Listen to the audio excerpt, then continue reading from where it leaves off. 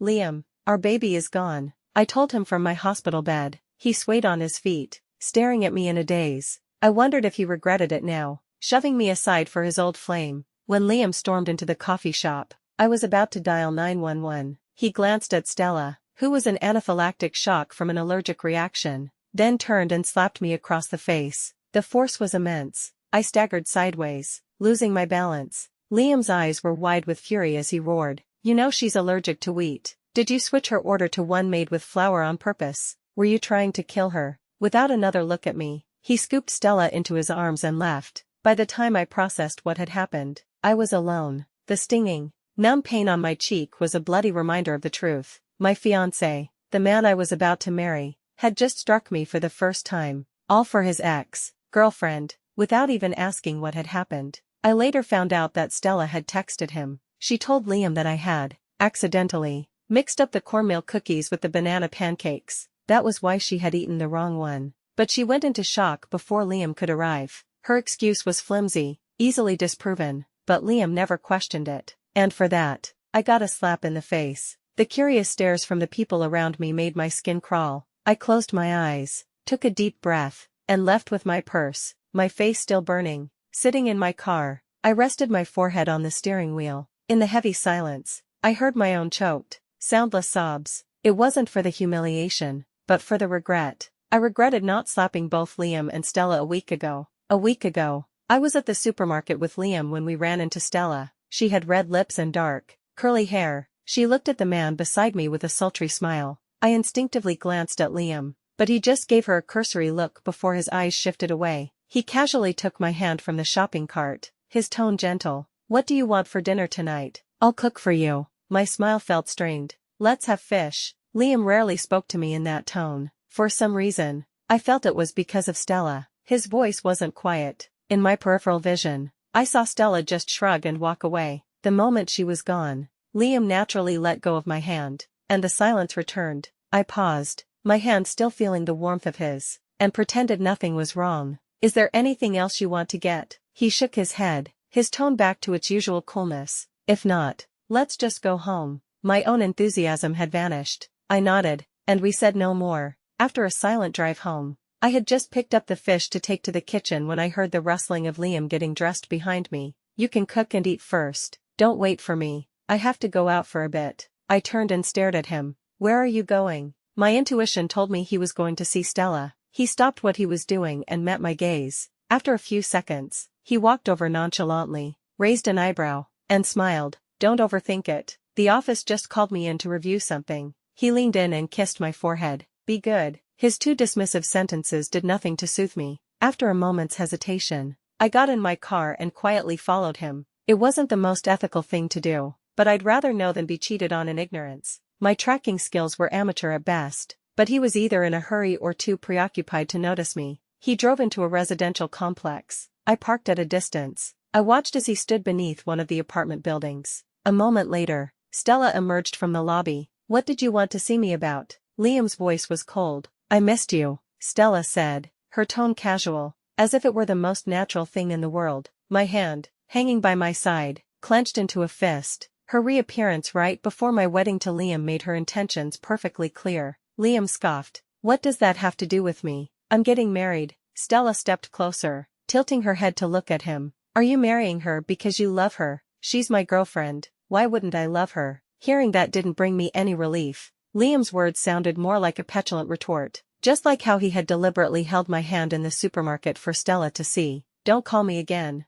Liam said, turning to leave, but Stella wrapped her arms around him from behind, her voice catching with a sob. "Liam, I miss you so much. I know I was the one who broke up with you, but all these years, you're the only one I've ever loved. I haven't dated anyone else. Now that I've realized I can't let you go, that I can't forget you, are you going to throw me away?" She wept, her voice full of sorrow. I swallowed nervously, my eyes fixed on Liam. Even though I'd told myself hundreds of times that I would break up with him cleanly if he ever cheated, I was still desperately hoping he would push her away. The atmosphere was tense and heavy. After what felt like an eternity, my sentence was delivered. Liam turned around without a word and pulled her into a tight embrace, pressing her against his chest. Why did you have to come back now?" His tone was a mixture of blame for her and for himself. In that instant, the world seemed to fall silent. All I could hear was the dull thud of my own heart, a beat so heavy it felt like it was suffocating me. Stella's sobs grew louder. I came back for you. I've only ever loved you. And you've already fallen for someone else. Liam tilted his head and kissed her ear, his voice deep and rough. I haven't fallen for anyone else. It's only you. It's always been you. A cold night breeze swept past, and I shivered. My entire body felt frozen. The couple in front of me was now locked in a passionate kiss, and all I felt was disgust. If I weren't personally involved, if I were just an outsider seeing this scene, I probably would have been envious and wished them well, but I wasn't an outsider. I was the victim in this story. Liam and I were introduced by our families, but for me, it was love at first sight. Not long after we started dating, I noticed he rarely ate wheat-based foods. After I asked him about it several times, he finally told me his ex-girlfriend had a wheat allergy. Over time, he had gotten used to avoiding it himself. Back then, I just thought it was a habit he couldn't break. Now I know it was his way of remembering her. I don't know how I got home that night. My heart ached with an unvented pressure, like a valve blocking the release of my tears. I packed some of my things and immediately drove back to my own apartment. The moment I walked in, Liam's call came. Where did you go? I checked the kitchen. You didn't eat. I didn't turn on the lights. Collapsing onto the sofa in the dark, I closed my eyes. Liam, just tell me, when are you planning to tell our parents the wedding is off? What are you talking about? I opened my eyes to the same darkness. My voice was laced with a forced calmness for the sake of dignity. Just now, you and Stella, I saw everything. The other end went silent, including what you said, and the kiss. Liam was quiet for a moment before he finally spoke. Clara, come back here. We need to talk. My fingers dug into the sofa cushions, the pain keeping me from crying. There's nothing to talk about. It's over. You say it's over, and it's over. Liam's voice was now tinged with anger. Did you even bother to ask for my opinion? I almost laughed. After the words he had just spoken, what was there to hesitate about? Before I could speak, he cut me off. I'll give you some time to think. Clara, don't regret this. He hung up. I gave a cold sneer and immediately posted on social media that I was single again.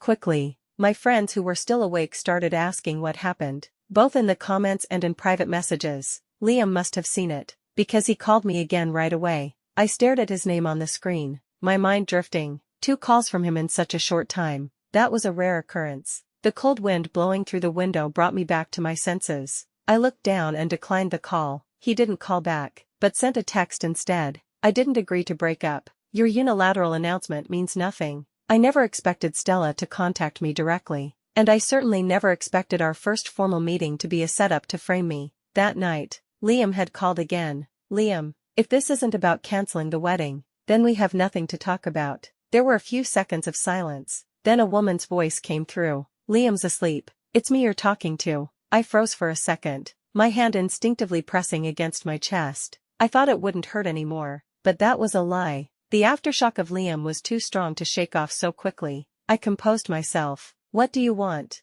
Let's meet tomorrow to talk about canceling your engagement. Liam's too busy. He asked me to tell you. My eyelashes trembled. I felt numb. Fine. The next day, I arrived at the coffee shop on time. Stella was already there. Sorry, I didn't mean to steal your fiancé. It's just that I love him, and as it happens, he never forgot me. She smiled faintly. In a way, this is good for you. Better to find out he doesn't love you now than after you're married. I looked at her calmly. Which is why I don't want him anymore. He's all yours. She was taken aback, likely not expecting me to be so compliant. We talked for a while, but she only brought up her sweet past with Liam, never getting to the point. I went to the restroom at one point. When I returned, I saw a half-eaten plate of pastries in front of her. I didn't think much of it, assuming it was made with a specific type of flour she could eat. I never imagined she would go to such lengths. The moment I saw her breathing become ragged, I knew something was wrong. Before I could say anything, she gave me a provocative smile. Leaning on the table for support, she struggled to speak. I told you, I'm here today to help you cancel your engagement. Before I could react, she collapsed into anaphylactic shock. She had even timed it perfectly. A moment later, Liam arrived. I hadn't seen him in days, and I never thought the first thing he'd do upon seeing me was slap me. You know she's allergic to wheat. Did you switch her order to one made with flour on purpose? Were you trying to kill her? I went back to the home Liam and I had shared. I braced myself before going in, expecting to find Stella's things. that she had already moved in, but when I opened the door, the place looked exactly as I had left it. I wasn't surprised. So they had gotten a hotel room last night. Liam came home close to midnight, so you decided to come back, he said, tossing his keys on the coffee table and slumping onto the sofa across from me. I opened my phone, pulled up a video, and placed it in front of him. I spoke with the coffee shop owner. He sent me the surveillance footage from today. You can see for yourself whether Stella's allergic reaction had anything to do with me. He frowned as he watched, then stood up. I'm sorry, Clara, I was just panicked today. I stared at him for 2 seconds, then raised my hand and slapped him hard across the face. Liam, you cheated on me, and then you hit me for your mistress without even knowing the facts. His face darkened as he stared back at me. I continued, my voice flat. You make me sick. Are you satisfied now? He asked, his gaze heavy. If it will help you forget this, you can hit me a few more times. I took a step back, creating distance between us. Hitting you more won't change anything. I just want you to tell your parents about us as soon as possible. If I tell my family first, yours will find out sooner or later anyway. You really want to cancel the wedding? Liam's laugh was cold. Weren't you the one who wanted to get married? Weren't you the one who confessed first? Weren't you the one who fell for me first? His voice rose with each question. I listened quietly, feeling the barely healed wound in my heart tear open once more. The pain I had suppressed for days finally erupted. I heard my own choked sobs. But,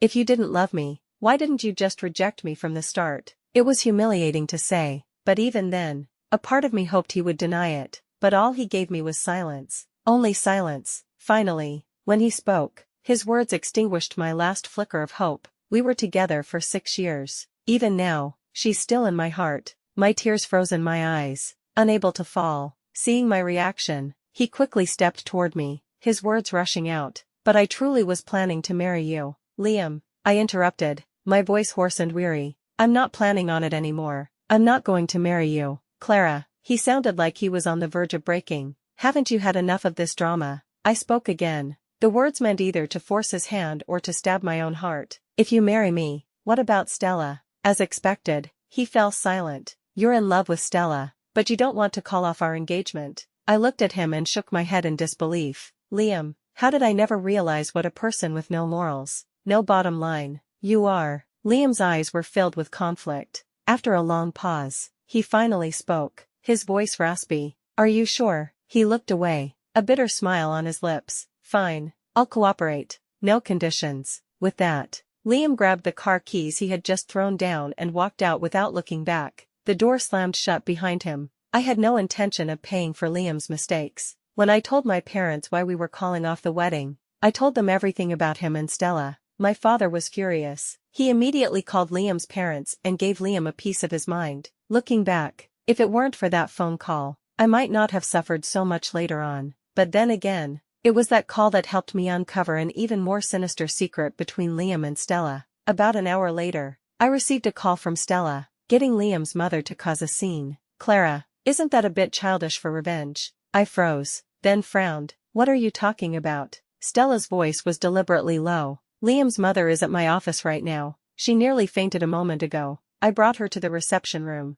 You'd better come get her. I don't want her making a scene here. I scoffed. Does Liam know you talk about his mother like that? And isn't he your coworker? Why don't you just call him? She stammered for a moment. He's in a meeting with a client. It's not convenient. Look, either you come get her or you don't. I don't have time to deal with her. She hung up. I remembered that Liam's mother had always been kind to me, so I drove to their company. As I stepped out of the elevator, I saw Stella waiting anxiously. Seeing her face, I raised an eyebrow. Allergies all better. A flash of embarrassment crossed her face. Where is Liam's mother? I asked. She pointed to the reception room. Just get her out of here. Liam's mother. A strange male voice suddenly interjected. The next moment, Stella's expression froze. I turned to see a man in a sharp suit walking toward us. I recognized him from their company's directory. His name was Evan. The only reason I remembered him was because Liam used to talk about him often. They held the same position and were rivals. About a month ago,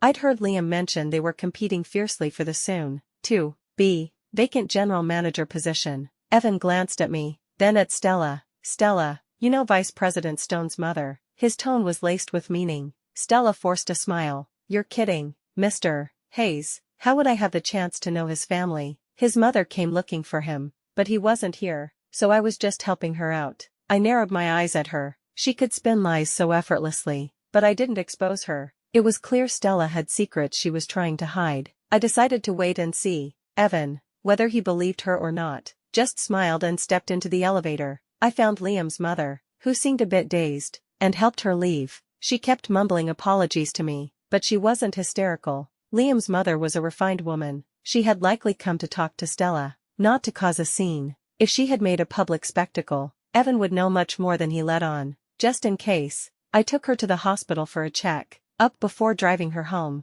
As I was leaving her neighborhood, I saw Liam and Stella getting out of a car. I glanced at them, preparing to walk past. Clara, you'd better behave yourself. Don't try using Liam's parents to pull any more stunts. Stella blocked my path. Her eyes narrowed. I laughed out loud. Excuse me, since when did the other woman become so bold and righteous? Beside her, Liam just stared at me with a dark expression, not saying a word to defend her. Stella's hands clenched into fists, her shoulders trembling with the effort. It was the first time I had called her the other woman, to her face. Clearly, she couldn't handle the title. Before I could react, she shoved me. I nearly twisted my ankle. What right do you have to call me that? And what are you? You were just a distraction for Liam while I was away. I came back, and he came running back to me without me having to do a thing. I stepped closer, looking her straight in the eye. Stella, do you have any idea what the words honor and shame mean? She sneered and shoved me again. What's the matter?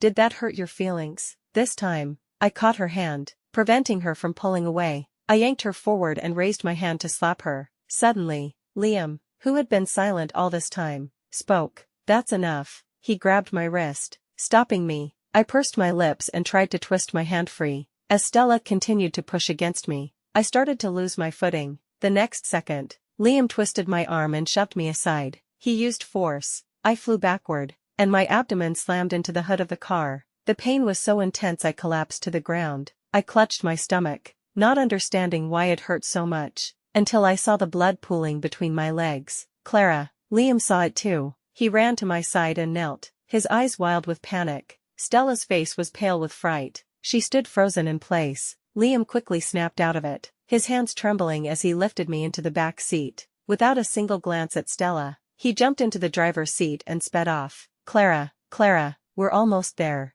Sweetheart, you're pregnant with my baby, aren't you? We'll go get our marriage license as soon as you're better. Okay, we're not canceling the wedding, baby. It was the first time he had ever used such endearing terms with me, his voice trembling uncontrollably, but I was already drifting in and out of consciousness from the pain. Unable to argue, Liam was desperately trying to be optimistic, as if the sickness he was talking about was just some minor ailment, like some primal maternal instinct. I could feel the tiny life inside me growing weaker and weaker. Right before I lost consciousness, I had a brief hallucination, a sweet, childish voice, whispering softly and reluctantly in my ear, "Mommy, I have to go now." I tried desperately to hold on, but I was powerless. Feeling the voice fade away into nothing, I felt like I had slept for a very long time, a deep and exhausting sleep. When I woke up, it was the middle of the night. Liam was slumped by my bed, sleeping lightly. The slightest movement from me woke him instantly. Clara,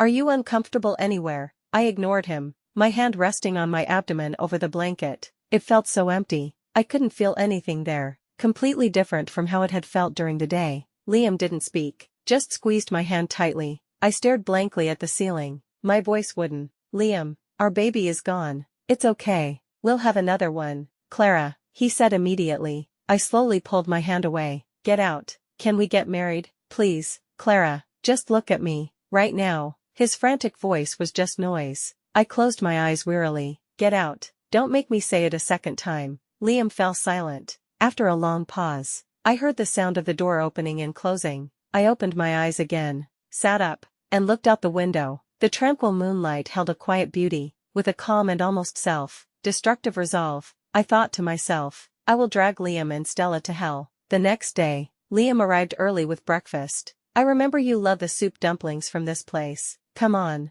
eat them while they're hot. Clara, I leaned against the headboard, watching him set up a small table and arrange the food. It was almost comical, and I remember telling you, multiple times, that I'm allergic to shellfish. With that, I swept the scalding seafood congee onto his suit and the back of his hand. I glanced at his long, elegant fingers. now red and blistered from the heat. Stop debasing yourself in front of me, Liam. Do you think doing all this meaningless stuff will make me forget what you did to me? I quirked my lips into a humorless smile. Do you even think before you act? Liam managed a weak smile. Despite being over 6 feet tall, he had the forlorn look of a stray dog, his usual polished demeanor completely gone. I'll remember this time. Clara, you eat the dumplings. I'll go get you some soy milk. With that, Liam left, his suit stained with congee. I had planned to call my best friend to come pick me up, but then an idea came to me, and I forced myself to tolerate Liam until I was discharged. I didn't tell my parents about the miscarriage. My father was already distraught over the cancelled wedding and Liam's infidelity. I couldn't hurt him more.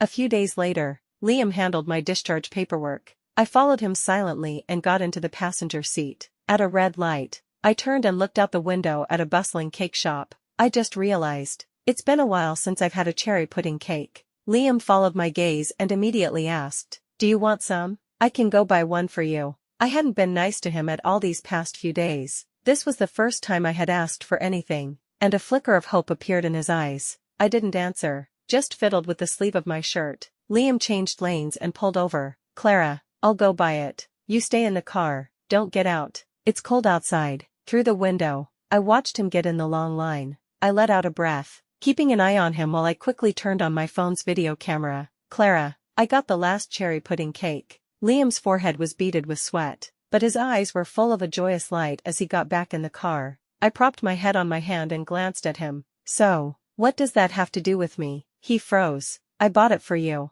When did I say I wanted it? I was just making an observation." The light in Liam's eyes instantly died out, his smile vanishing. "It's okay. I'll eat it when we get home." I unbuckled my seatbelt. "Home where?" I asked, feigning ignorance. "Our home." "Home, Liam, you don't deserve to say that word." With that, I opened the door and got out. Liam immediately got out to follow me. "Don't touch me." My patience with him over the past few days had reached its absolute limit. Liam stopped in his tracks, not daring to come closer. "The wind is so strong. Where are you going? Let me give you a ride." "Okay." I tucked a stray strand of hair behind my ear and pointed a finger at him. "I'm going to say this one last time. Stay away from me, Clara." Liam's voice was breaking. "What more do you want me to do? Haven't I done enough these past few days? Tell me, what is it you want from me?" I looked at him, my expression impassive. A cold gust of wind swept by, carrying my voice to his ears. My words were colder than the wind itself. "I want you to die. Do you have the courage for that, Liam?" Our argument on the side of the road ended with Liam leaving in silence. As for me, I didn't go home or anywhere else to rest. I hailed a cab and went to the same place Liam had gone, his company, but I was there to see someone else, Evan Hayes. In the reception room, I finally saw Evan push the door open. "Miss, I hear you were looking for me," he asked with a polite but distant smile. I sat on the leather sofa and took a sip of warm water. Putting the cup down, I looked at the man before me and got straight to the point. "Mr. Hayes, let's work together." He smiled dismissively. "And which of our projects has caught your eye?" "A new project. One that only you and I can participate in." "Oh, let's ruin Liam Stone. How does that sound?" I asked, my eyes narrowing into a smile. Evan's head snapped up, his eyes suddenly sharp and appraising. I met his gaze without flinching. "You can choose to walk out that door right now and pretend you never heard me, but," I smiled faintly, "if you do, I expect the next person to fall will be you, Mr. Hayes." Evan was stunned for only a second before he leaned back into the sofa, a cryptic smile on his face. Seeing his reaction, the breath I had been holding finally escaped. At that moment, I knew I had come to the right person. Evan was as cautious as his name suggested. For now, I only told him which project to watch out for and which person to be wary of. Once he confirmed my information, he would naturally seek me out. We talked until noon. I glanced at my watch and stood up to leave. "Ms. Reed," Evan said, standing up as well, his hands in his pockets. "Let's have lunch together. Eating together could build trust." After a moment's thought, I gave a non-committal nod. As we reached the first floor lobby, we ran right into Liam walking in with his briefcase. "Mr. Stone," Evan said with an unreadable expression. I glanced at him, marveling at the acting skills of a businessman. Liam didn't respond to Evan. He just stared at me, his emotions unreadable. "What are you doing here?" I let out a small laugh. "What's it to you?" Then I lowered my voice to Evan. "Let's go." We walked around him and left, but after lunch, as soon as I parted ways with Evan, Liam cornered me. Why were you having lunch with him? He's the new blind date my mother set me up with, I said, my face a mask. Liam's expression froze. He seemed to actually believe me. I gave a small scoff and took a different route, not wanting to waste another word on him. That evening, I was at my apartment making soup when Evan called. His tone was not good. It was heavy, but mine, in contrast, was elated. During our meeting a few days ago, I had only told him not to trust his assistant, Stella, and to be careful with any contracts he was about to sign. The more important the project, the more careful he needed to be. Sure enough, today the bid sheet for the biggest project he was handling had come in. As he was reviewing it, he remembered my words. He called the client and asked them to fax another copy of the bid sheet, this time directly to his email. When he compared the two, he found his proof. The one Stella had given him was fake. He didn't approve it. Instead, he quietly held on to it, not saying a word. I was also shocked. I couldn't believe Liam and Stella would go this far. The amount was huge. They had only changed a few numbers, but it was enough to destroy the entire contract. Not only would Evan lose his job, but he could also face prison time. My warning had paid off. From that point on, Evan dropped his guard, and our partnership officially began. My university major had little to do with business, so I couldn't help much in the corporate battle between Evan and Liam. All I could do was use the bits and pieces of information I had gathered when we were together to predict Liam's next move and how far he would go. Evan found a trivial reason to transfer Stella to a marginal department where she no longer had access to core information. He didn't immediately expose the fake bid sheet. His plan was to wait until after the contract was signed, then use it to take Liam down and force him out of the company for good. But both Evan and I underestimated how sharp Liam was. Liam came to find me again. When I got home in the evening, he was sitting on a bench outside my apartment building. 5 times, he pushed himself up and walked toward me, his steps unsteady, reeking of alcohol. That I've seen. You've had dinner with Evan 5 times. I frowned and took a step back. Do you need something? I miss you, he said softly, looking at me. Clara, don't tell me you're actually developing feelings for Evan. I didn't answer his question. Instead, I asked one of my own. Does Stella know you're here? What does she have to do with this? I let out a short laugh. You ruined my life for Stella, and now you're sneaking behind her back to see me. Aren't you afraid of breaking her heart? Liam was silent for a long time before he finally spoke, his voice hoarse. The baby. It was an accident. It wasn't because of her. My hands in my pockets were clenched so tight my nails dug into my palms, the sharp pain forcing me to stay calm. Right. And the slap you gave me without knowing any of the facts, and you running out in the middle of the night to meet Stella, confess your love, and kiss her, that was fake too. Under my relentless questioning, Liam seemed to deflate. After a while, he said something that made no sense. But I really did want to marry you. That never changed. What if I told you now that I realized I fell in love with you somewhere along the way, and that my feelings for Stella were just leftover regret? Would you still not forgive me? I nodded, looking up at him. I would just find you even more disgusting. How dare you ask me to forgive you? Liam, do I need to remind you? You killed someone. You killed my child. Your child. His face turned ashen. He opened his mouth to argue but closed it again, defeated. I took a deep breath and closed my eyes. When I opened them again, I was as calm as a stagnant pond. Liam, you can't bring the dead back to life, and you don't have the courage to trade a life for a life. So what right do you have to ask for my forgiveness? The last ray of sunlight disappeared below the horizon, and Liam's eyes became pitch black, devoid of any light. He suddenly grew calm and spoke slowly. I understand. He looked at me and smiled,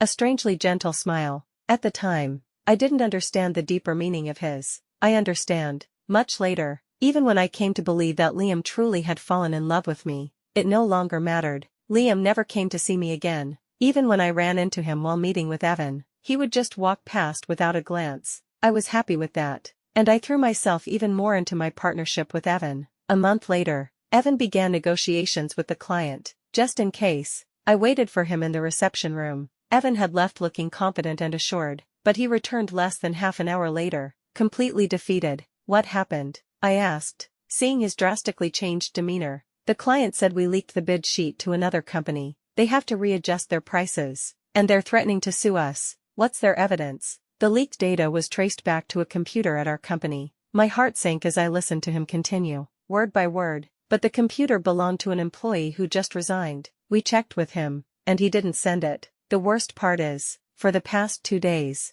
All the surveillance systems except for the executive offices have been down for maintenance. There's no footage. I swallowed hard before speaking. It was Stella and Liam, wasn't it? Stella did it, he said with certainty. I was stunned for a few seconds. How can you be so sure? The timing. It had to be done when no one was around but before the office was locked for the night. But almost every day, someone works late, sometimes until 2 or 3 in the morning, or even pulls an all-nighter. But 2 nights ago, there was a company dinner. Everyone was there, including Liam. I finished his thought, but Stella wasn't there. Evan sneered and nodded. A perfect setup, I thought for a moment. Not necessarily. What do you mean? Evan's eyes shot up. Evan and I immediately went downstairs to ask the security guard if anyone had come back that night. The older guard said he wasn't on duty that night, but he called the other guard who was. After thinking for only a few seconds, the other guard said quickly, "That new girl, Stella, I was about to lock up when she came running back. Said she forgot some files and had to work on them that night." At that moment,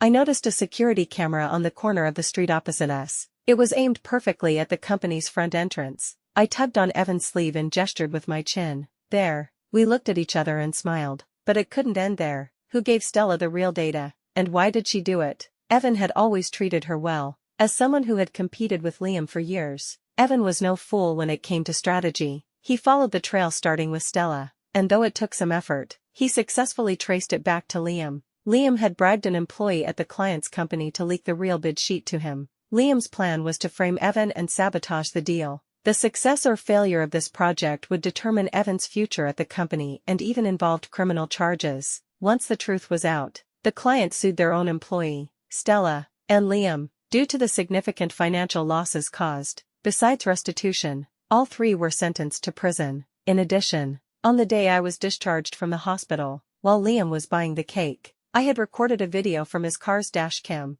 The day of my miscarriage, it was Liam's car I had hit. The video captured the entire scene of the 3 of us shoving each other, leading to my fall. I submitted the video as additional evidence to increase Liam's and Stella's sentences. In the end, Liam was sentenced to 7 years, and Stella to 5 years and 6 months. The day Stella's crimes were exposed, I went to her desk to watch the show. The ashen-faced woman slumped in her chair, all her spirit gone. "Was it you who told Evan about my relationship with Liam?" I nodded frankly. "Yes, I did it for this day," she murmured. "Liam didn't want me anymore. Why couldn't you just let me go?" I looked at her coolly. "That's what I thought when I had my miscarriage. I didn't mean to. The result is the same, isn't it?" I cut her off flatly. "Stella, the evil you've done is more than just this one thing." Stella said no more. She had accepted her fate, but she hadn't repented. It didn't matter to me. With her personality, she wouldn't have an easy time in prison. I didn't go to see Liam, not because I was afraid I would feel something,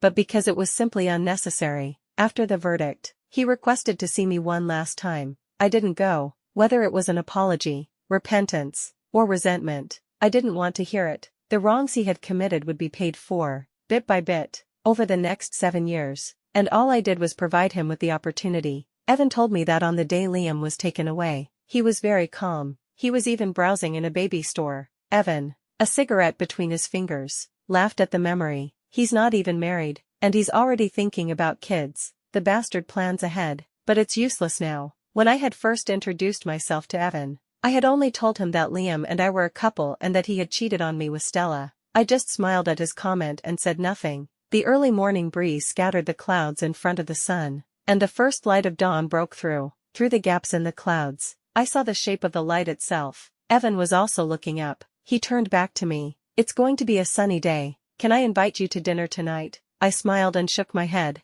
bidding him farewell before walking away. What I saw was the Tyndall effect, not the weather forecast. We walked different paths, Evan and I. We were not the same kind of people. 3 years later, I received a letter from prison. It was from Liam. I stared at it for a few seconds before tossing it, unopened, into a drawer. A few days later, Evan called me for the first time in a long while. Liam killed himself in prison. After a long pause, I finally spoke. "I see." I sat in silence for a long time before opening the drawer and taking out the letter. The handwriting was familiar. I scanned to the last line. It was a meaningless sentence. "I love you."